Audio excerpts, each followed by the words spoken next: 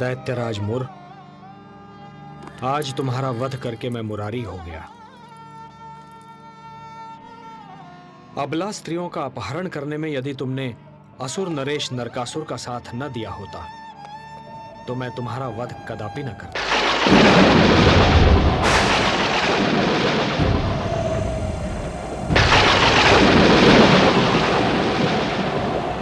अब मुझे तुम्हारे अंतिम संस्कार की व्यवस्था करनी होगी। ठहरो।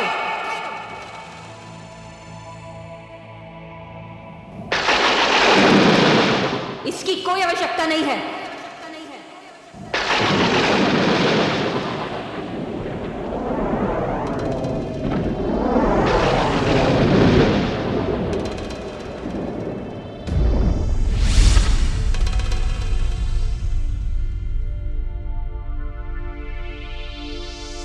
तुम्हें शव में बदलकर पहले तुम्हारा अग्नि संस्कार करूंगी, उसके पश्चात अपने पिता को विदा करूंगी।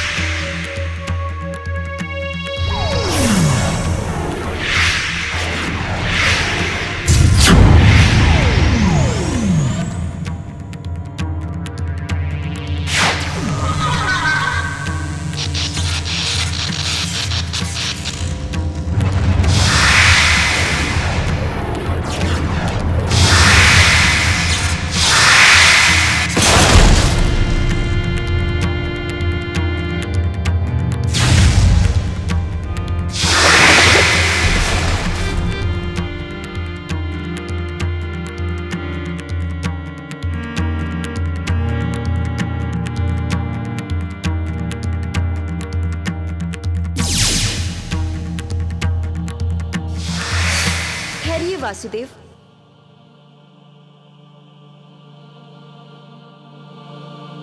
भद्रे, तुम युद्ध से लौट जाओ। ये माधव श्री कृष्ण युद्ध में दुर्जय हैं। कोई किसी भी प्रकार से संग्राम में इन्हें मार नहीं सकता। औरों की तो बात ही क्या है, साक्षात भगवान शंकर भी इन्हें परास्त नहीं कर सकते। ये आप क्या कह रही हैं माते? हाँ पुत्री, इन्हें प्रणाम करके तुम युद्ध से हट जाओ। यही तुम्हारे लिए उचित होगा। और अपने पिता के लिए तुम्हें शोक नहीं करना चाहिए, क्योंकि इनके हाथों से मरने पर सब पापों से मुक्त होकर विष्णु धाम चले गए हैं। तुम इसी नगर में निवास करो। यहां रहते हुए ही तुम्हें वीर पति प्राप्त होगा। माते, जैसी आपकी आज्ञा।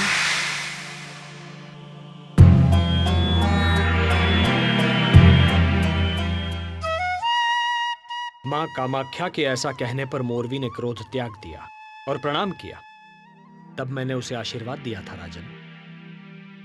वासुदेव, पुत्र घटोत्कच के लिए क्या आदेश है?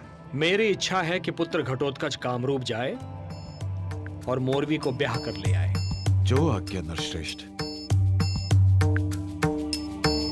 वीर घटोत्कच, तुम ये मत समझना कि मोरवी तुम्हारे लिए वरमाला लिए खड़ी होगी। उसने प्रण किया है पुत्र कि वो केवल उसी को पति रूप में स्वीकार करेगी जो बल और बुद्धि दोनों में उसे परास्त कर देगा।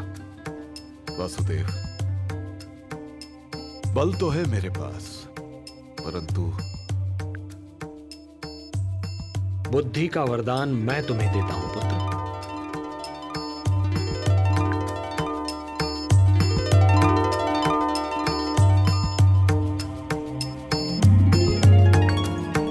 मोरवी तुमसे जब भी कोई प्रश्न करे पुत्र, बस मेरा ध्यान कर लेना।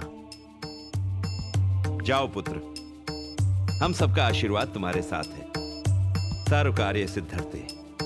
प्रणाम। शुभम भवतु।